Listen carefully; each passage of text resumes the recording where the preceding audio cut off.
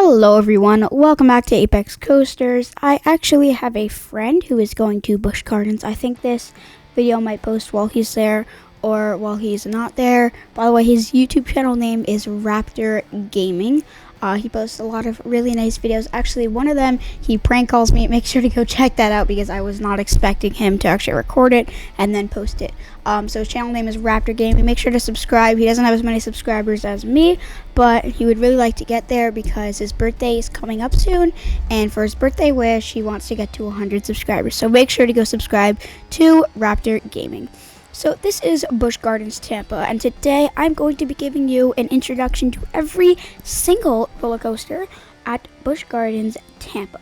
Now they do have a roller coaster under construction opening 2024. That is Phoenix Rising. This is the only picture for it, but it's a B&M two-seater family inverted coaster. Now, as you can see, I wouldn't really call this a family coaster. I call it a thrill coaster because usually not a lot of family coasters have overbank turns and tight helixes and stuff. But the ride is going to be going 44 miles an hour, so I don't know why it's classified under a family coaster. To be honest, I think it should be a thrill coaster. So now on to these coasters. We're going to go from family, thrill, also the ones here. We're going to go check out this thrill and pretty much every single roller coaster this park has had. So next we have Air Grover, which is a kiddie coaster manufactured by Zarir, which I believe could be copyright, but let's not tell anyone. I don't know what this is. This is really weird. It's by Johnny Upside Down. As you can see, this is Grover from Sesame Street, and I actually I think I've seen this coaster before somewhere. I think it wasn't relocated, but I have seen this model. Yeah, it's the 190 model. Okay, next coaster. Now we have onto the thrill. We got Cobra's Curse. Cobra's Curse is an elevator lift, I believe, mock rides. Yeah, mock spinning coaster. It's not an extreme spinning coaster. Don't be mad, but this is not a mock extreme spinning coaster, just a mock spinning coaster. So the ride starts off, as you can see here, with a little turn out of the station to this thing. And then you are lifted up the lift hill and dropped out right there. You basically get pushed out of the lift and you come face to face with a big cobra.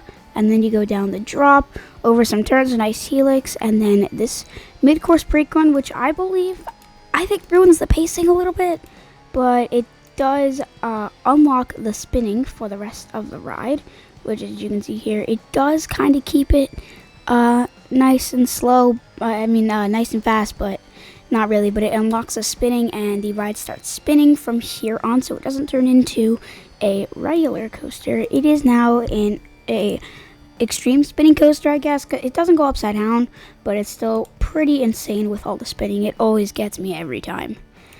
Okay, so next roller coaster. By the way, this roller coaster opened in 2016. So the next roller coaster, we're going to go down to the defunct coasters. That is Sand Serpent. This is a mock ride to Wild Moss, because mock is, I think, German, and they spell it M-A-U-S, and I'm American. Hail to America. Not really. If you're out there and you live anywhere outside America, good for you. I just didn't choose to live there, or my family didn't, but anyway, so this is a mock Wild Mouse. As you can see, it has some nice little drops, but the drops don't occur till there, and this closed in 2023 because it got as bad. I don't know what. I believe they're building the one that's opening in 2024 instead of it. I mean, it was up to them. I don't really care. So next we have Cheetah Hunt. This is an amusement Intamin Blitz coaster. Personally, I love Intamin Blitzes. They're just really fun. This ride has one inversion, but some pretty intense elements. As you can see, the ride starts off with a big launch out of Trent. Let's look at the elements here. So it has an LSM launch into some weird things, then an LSM boost into a wind catcher tower, which is this right here. It goes up, then kind of winds around a little bit, and then it goes down the big drop. Actually, I believe it goes here and then go. I don't know. I'm really bad at this stuff. And then it has an LSM. I mean, a Heartline roll and an LSM boost. So that's Cheetah Hunt. This is a really fun roller coaster. I haven't been on it yet, but I hope to be on it pretty soon because I am going to Busch Gardens. Actually, I don't know when, but I would like to. So anyone who wants to take me, you can take me. So next we have Iron Gwazi. This is a RMC hybrid coaster, which is actually a hyper hybrid. It has the steepest angle of any RMC. This is a 91-degree beyond vertical, 206-foot drop. Yeah, it's pretty damn intimidating. So the ride has a monstrous lift hill, and then it has a beyond vertical drop into some nice turns. And then after the turns, it goes through some inversions, such as a barrel roll dive down drop and a dive loop, I believe. Yeah. Actually, no, not a dive loop, a stall. Because all RMCs have to have a stall, you know? Like, you can't have an RMC that doesn't have a stall. I mean, it goes into these pretty insane airtime elements and then just goes right through this barrel dive down drop. I mean, like, that is, it's probably one of the most intense moments I ever felt on any roller coaster because it's just really insane. Like, I don't know what to say about it. It's just really nice. It has 12 airtime points, just so you know. I believe this is a new update on rcdb.com, aka Roller Coaster Database. It shows how many airtime points a roller coaster has. I'll talk about that later in the video. So next we have, actually I'm going to cut to Gwazi, which was a, I believe dueling, if I'm not wrong, a dueling wooden coaster. As you can see here, this is the logo. Yeah, I think it was dueling. And basically, RMC did what they do best, and they RMC'd it. This roller coaster had a really bad reputation, so they're like, why not? Let's just bring in one of the best manufacturers in the world and have fun with it. So each of them have the same exact height, same exact length, same exact layout, pretty much everything. Like, every single thing is just different. I mean, it's not different. Everything's the same.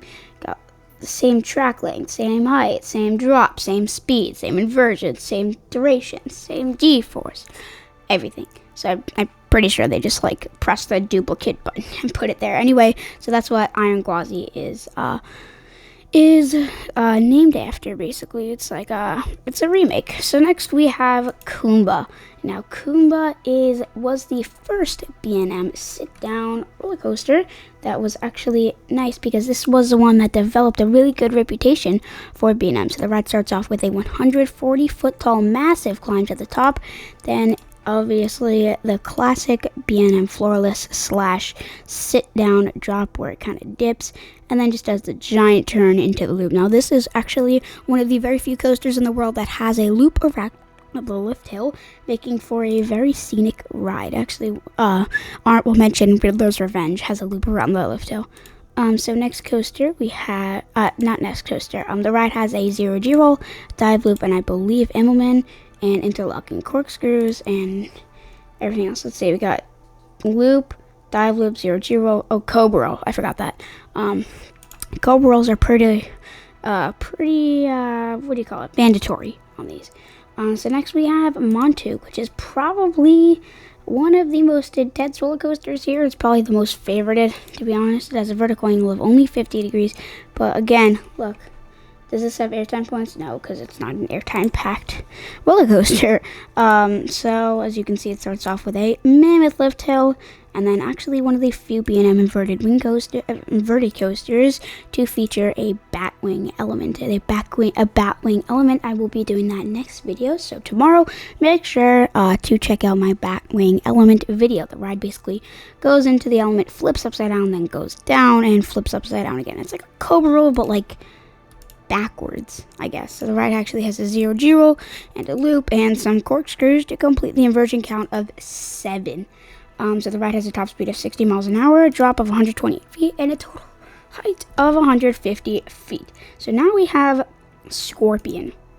Scorpion is a Schwarzkopf silver arrow. I don't know why they still have this. Like, come on, get something better. Like, let's see a B&M hypercoaster here. Like, please, instead of whatever this is. As you can see, that's Kumba in the background right there. So the ride starts off with a pretty nice loop, and then it has whatever this is into whatever that is, and whatever that is into whatever that is, and whatever that is into whatever. Okay, never mind. So next roller coaster. This is almost kind of boring. The only reason it's extreme is because it has a loop. It's probably like 2 feet tall. So now we have Shikra, a B&M dive coaster, one of the tallest at 200 feet, with surprisingly only one inversion. So the ride starts off with a massive drop, and then basically, I think it goes into the only inversion of the ride, and then it goes into a second drop, and then everything else. So yeah, that's pretty much all this ride has to offer. It does feature a splashdown, which isn't on many roller coasters. I did do a video on that, so make sure to go check that out after this one. So next we have Tigress, the last roller coaster. This is a Premier Rides launch coaster. It starts off with a multi-pass launch, launching forward, then backward, then forward all the way up with an inline twist, and then a nice vertical drop into a non-inverting loop, and then into the station. And that's the ride. That's all this ride has to offer. I do wish they would have made that an inverting loop. I think that would have made that ride a lot better. I mean, all these models, it's a Skyrocket model, and I don't know what this is. I believe it's like 2 eyes, or I don't know. But since that's the second to last ride, this video is going to wrap up pretty soon. So as you know, if you made it this far into the video, you clearly like my content, so make sure to like and subscribe to get notified when we upload a new video, so you can watch more of roller coaster content. So as you can see, the last one we have Python, which is a defunct aero corkscrew coaster. It has 2 inversions, 72 feet tall. It starts off with a nice lift hill, then a turn, and then the drop, and then I believe some sort of heel, like a nice turn, and then to the 2 corkscrews, and then into the brake. So that's all this aero looping coaster is. It did have a really bad reputation. That's why I believe it closed and something better opened. That's pretty much where today's video is going to wrap up. I hope you enjoyed this video of every single roller coaster at... Wait, what? Hold on. Former names. Busch Gardens, the Dark Continent. Busch Gardens, Africa. Busch Gardens, Tampa. Now, the weird thing about this is, well, you might want to know. You're like, oh, who operates this theme park? Well, I gotta give you something for it. I did do a SeaWorld video of SeaWorld Orlando, and surprise, surprise, this operator is SeaWorld Parks and Entertainment. We have 8 parks. Let's check out the parks quickly.